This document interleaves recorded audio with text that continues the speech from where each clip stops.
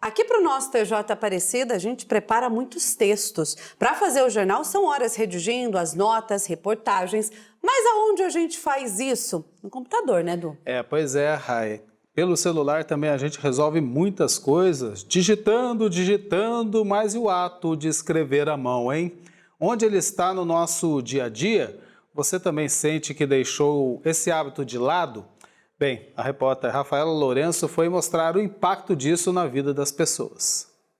Até a década de 80, a escrita era majoritariamente feita à mão. Com a expansão da computação e os avanços tecnológicos, o papel e a caneta perderam espaço para o hábito de digitar. Utilizo muito das ferramentas que a tecnologia me dispõe, como, por exemplo, as inteligências artificiais ou, às vezes, a própria internet. Em quais momentos você utiliza, da escrita à mão, então? A apresentação do seminário, ela é uma coisa que nós temos que levar a sério, que nós não podemos ler. Então, para eu memorizar o que eu vou falar, o que eu vou explicar, eu utilizo muito da escrita, porque quando eu escrevo o tema que eu vou explicar, acaba que, querendo ou não, eu memorizo ele. O Daniel faz parte dessa geração mais conectada, assim como a Daniele. Mesma idade, mesma classe, só que a preferência dela é pelas anotações no papel. Eu sou o tipo de pessoa que eu só aprendo se eu estou escrevendo. Então, mesmo agora, nesse período da tecnologia, que ela está muito presente, e eu uso ela de apoio, mas é sempre a videoaula ali, o material didático no computador, mas os meus resumos sempre feitos à mão, porque eu compreendo melhor quando eu mesmo estou escrevendo, quando eu estou lendo e anotando o que eu mesmo estou dizendo com as minhas palavras. A escrita de próprio punho foi tema da prova de linguagens do Enem 2025, com um texto de 45 linhas enumeradas sobre a troca da escrita à mão para as tecnologias.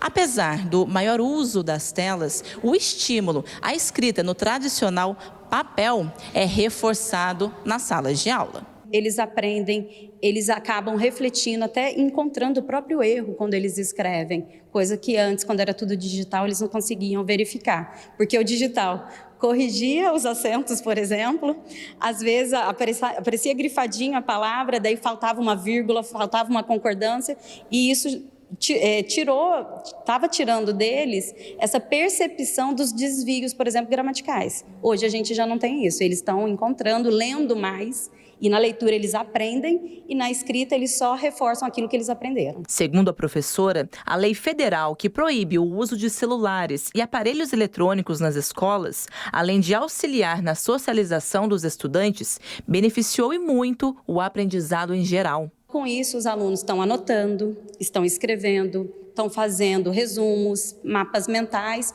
e tudo isso só vem agregar ao nosso trabalho profissional, porque eles veem a informação que a gente passa e aí eles vão anotando, fazendo o próprio resumo através do que eles vão compreendendo da nossa fala. A parte da escrita, ela faz com que eu reforce a informação melhor, porque o meu cérebro ele está muito mais hiperestimulado. Já o digital, ele também armazena a informação, porém, às vezes não é tão consolidada quanto a escrita, porque na escrita eu estou com uma atenção concentrada mais forte, eu estou com um raciocínio abstrato mais forte, e já o digital ele é uma coisa muito automatizada. A escrita manual, ela faz com que o meu cérebro ele trabalhe mais, então ele crie mais conexões e ele reforça ainda mais essas conexões, porque eu exponho ele a um estímulo. Nosso cérebro é uma construção de bilhões de neurônios, responsáveis pelas chamadas sinapses. Elas nos fazem executar os movimentos e tarefas no dia a dia. O planejamento executivo é a nossa principal conexão. Aí que entra a escrita à mão como uma ferramenta essencial para todos. A gente tem que pensar que a função executiva, ela primeiro constitui um pensamento. Esse pensamento, ele é responsável por executar um comportamento, regular uma emoção e assim a tomada de decisão. Então isso no nosso dia a dia está interligado diretamente a como eu vou me comportar, ao levantar, a tomar uma decisão, até para tomar um café. O funcionamento executivo está interligado diretamente nessa função. A partir do momento que eu escrevo, eu aplico a função executiva e automaticamente a cognitiva. Então eu estou mandando um comando para o cérebro.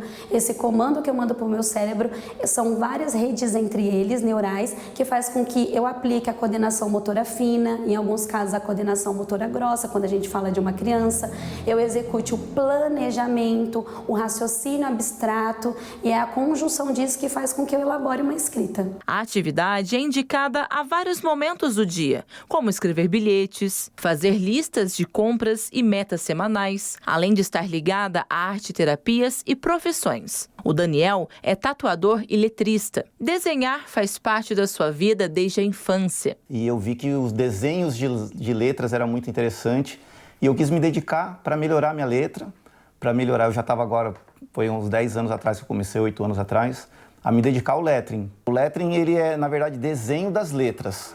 Não é uma caligrafia, é um estilo de caligrafia, mas ela não é corrida como um script normal, como caligrafia de escola. O lettering, ele vai desenhar letra por letra e também é um estilo bem livre, não segue bem uma regra. Existe uma regra onde a gente aprende a regra para depois quebrar a regra. Quebrar a regra, sim, fazer letras menores, maiores, sem estar totalmente na margem. Então, depois que você aprende o básico, que eu tive que começar desde o começo, minha caligrafia era feia, eu estudei caligrafia e comecei a me dedicar aos desenhos de letras. A arte que migrou dos quadros e placas decorativas para os muros comerciais. Hoje, acho que ela é 90% do meu trabalho, o lettering e as pinturas, que hoje eu faço mais pinturas em muro do que letra em muro, fachadas, escolas, pizzaria, com a arte da letra e com os desenhos, como já tatuava, né? Então foi fácil passar do papel, ver um desenho e passar por uma parede maior. O equilíbrio do analógico e digital também se faz presente. Eu me agreguei fácil à tecnologia, eu tenho iPad, eu desenho digital também, mas eu percebo que o pessoal está muito preso só no digital, pela quantidade também de informações que tem ali, de jogos, redes sociais, acaba às vezes sugando tantas pessoas que eu percebo às vezes a dificuldade de sair e voltar ao tradicional, que é a escrita no caderno, ter uma agenda, um planner. Por que eu comprei um iPad? Porque eu queria também apresentar uma arte digital para os clientes. É muito gostoso desenhar no iPad. O iPad, ele tem uma ferramenta que é a caneta e ele tem um estabilizador também, que facilita, você nunca erra. Então, acho que quando a pessoa começa a entender que precisa se dedicar a algo além do celular, né, e a escrita, os desenhos, é muito importante, principalmente para a juventude.